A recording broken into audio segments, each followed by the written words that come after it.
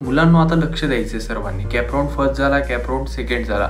आता बऱ्यापैकी 50 ते 60% जास्त लोकांनी कॅप राउंड फर्स्ट आणि कॅप राउंड सेकंडमध्ये आपले ॲडमिशन कन्फर्म केले.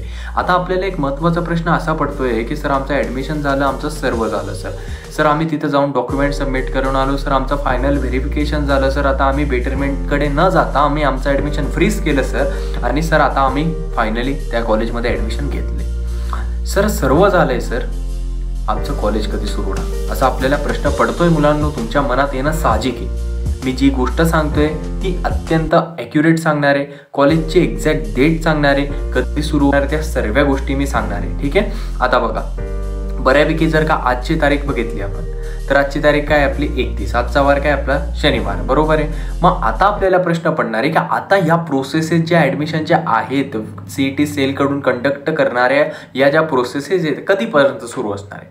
बाळांनो, आता जर का आपण विचार केला तर सर्व शेड्यूल कॅप राउंड थर्ड पासून तर व्हॅकन्सी राऊंडपर्यंत व्हॅकन्सी राऊंड कसा होणार आहे. आता कॅप राउंड फर्स्ट झाला, सेकंड झाला, थर्ड होईल. आता थर्ड झाल्यानंतर प्रत्येक कॉलेज CET सेलकडे पाठवणार की आमच्या कॉलेजेसमध्ये एवढ्या रिकाम्या जागा शिल्लक आहे, म्हणजे वॅकंट सीट्स ज्याला आपण म्हणतो. मग आता या वॅकंट सीट्स ज्या असणार आहे त्या पहिले ऑफिशियल वेबसाईटवर डिस्प्ले केले जाणार की अख्ख्या महाराष्ट्रामधल्या अख्ख्या इंजिनिअरिंग किंवा फार्मसी कॉलेजेसमध्ये एवढ्या जागा शिल्लक आहे. आणि अजून पण ज्या मुलांना इंटरेस्टेड आहे किंवा थर्ड राऊंडपर्यंत ज्यांना कॉलेजेस ॲडमिट झाले नाही आहे किंवा अलॉटेड झाले नाही आहे त्यांनी पुन्हा एक राऊंड खेळायचा आहे, त्याला म्हटलं जातं व्हॅकन्सी राऊंड.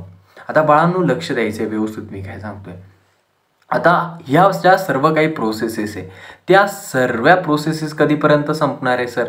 आता जर का तुम्हाला फायनल प्रोसेस सांगितली for institute last date of uploading the data detailed admitted candidates, जर का ही प्रोसेस बघितली म्हणजे काय की जे इन्स्टिट्यूट्स आपल्याला अलाउड झालेले, ज्या इन्स्टिट्यूटमध्ये आपण ॲडमिशन घेतलं आहे, VIT असू द्या, VJTI असू द्या, PICT असू द्या, COAP असू द्या किंवा कुठलेही कॉलेजेस असू द्या, त्यांना गव्हर्नमेंटने किंवा CET सेलने किंवा एज्युकेशनल मिनिस्ट्रीने एक फायनल डेट दिली आहे, ती आहे 13 सप्टेंबर 2024.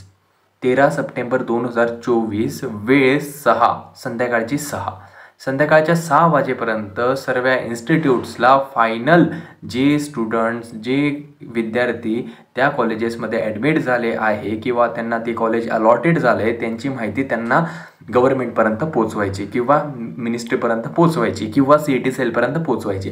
म्हणजे ही प्रोसेस बाळांनो 13 सप्टेंबरपर्यंत आहे. मग आपण जर का विचार केला साहजिकच कॉलेजेस कधी सुरू होणार तर कॉलेजेस 15 सप्टेंबर नंतर सुरू होणारच असं आपण सांगू, ऑब्वियसली सांगतो, कारण की 15 सप्टेंबरच्या आज जी काही सर्व प्रोसेस आहे ती होऊन जाणार. आता लक्ष द्यायचे व्यवस्थित. तुम्हाला कॉलेजेस कधी सुरू होणार ते समजलंय.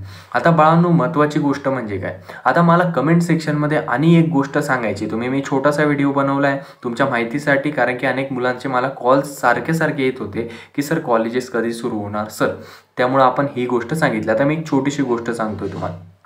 तुम्ही जर का इंजिनिअरिंगला ॲडमिशन घेतले किंवा कुठलं कॉलेज अलॉट झाले ते पटकन कमेंट्समध्ये मला सांगायचं आहे.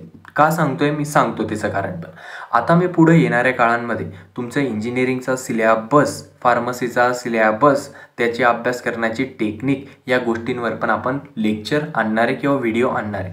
मला जर का कमेंट्समध्ये ह्या गोष्टी आल्या की सर मला एक कमेंट्स करून सांगा, म्हणजे मला कळणार की तुम्हाला हवं आहे का, तुम्हाला कुठल्या गोष्टीची नितांत गरज आहे ती मला कळणार आहे. मला कमेंट्समध्ये सर्वांनी सांगायचे की इंजिनिअरिंगच्या सिलॅबसवर, इंजिनिअरिंगच्या अभ्यासावर आणि फार्मसीच्या सिलॅबसवर आणि फार्मसीच्या अभ्यासाच्या टेक्निकवर तुम्हाला व्हिडिओ हवा आहे का नाही हे सर्वांनी मला कमेंट्समध्ये सांगायचे. आणि महत्त्वाची गोष्ट म्हणजे आपल्या मातृभाषेमध्ये मराठी भाषेमध्ये ज्ञान देण्याचा एक छोटासा प्रयत्न आहे आपला, जो की अख्ख्या महाराष्ट्रामध्ये वाऱ्याच्या वेगाने पसरायला पाहिजे. आणि हे पसरण्यासाठी मला तुमची मदत पाहिजे, कारण की गरीबातल्या गरीब सर्वसामान्य ते सर्व विद्यार्थ्यांपर्यंत आपल्याला माहिती पोचवायची. आणि माहिती पोचवण्याचा एकच उद्देश आहे, ते म्हणजे ऑनलाईन मीडिया.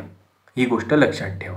मग आता याच्यासाठी तुम्हाला एक छोटंसं काम करायचं आहे, एक सबस्क्राईब करून टाकायचं आहे. व्हिडिओ आवडला असेल तर लाईक करायचं, नसणार आवडला तर अनलाईक करायचं. एवढी गोष्ट लक्षात ठेवा आणि आपापल्या अनेक विद्यार्थ्यांपर्यंत माहिती पोहोचवण्याचं सहकार्य करायचे.